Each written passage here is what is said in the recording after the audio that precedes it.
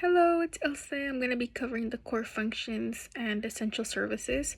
For this specific matter, I thought it was important to acknowledge how difficult it must be not only raising a child with special needs um, and a disability, but also doing it right now during a pandemic. I thought it was important to acknowledge that what is important and what is a core function and an essential service is to have resources readily available for parents. For themselves, but also for their children. Right now, during this pandemic, you can't readily go outside and meet up with the group of people that are also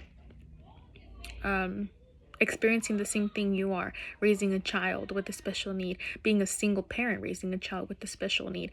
So this is very, very important to have resources online now because of the pandemic until it's safe again to have these more public resources that were there but have been suspended. Very important, the California Department of Education has links to different forms of services, such as how to deal with certain special needs, such as autism. But there was one website that completely caught me by surprise at how amazing it was. It was the Colorado Department of Education that has links for everything for children, from a comic book for children to understand what the pandemic is and what is happening. I think that's very important to make information in a manner that the audience, the targeted audience, can understand it.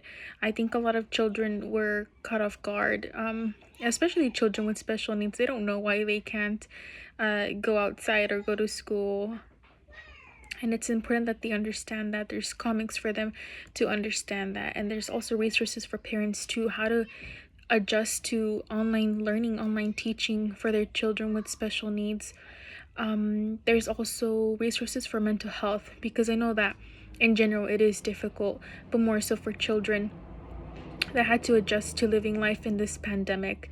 It's a great link. It has links to different blogs of mothers with children and special needs, so they have a first-hand experience and knowledge to how to prep for online learning. One specific blog gives tips such as setting up a specific area, getting rid of distractions, and choosing different forms of materials and little knickknacks that you can find in your own home to make learning a bit more easier and a little bit less stressful, which is very helpful.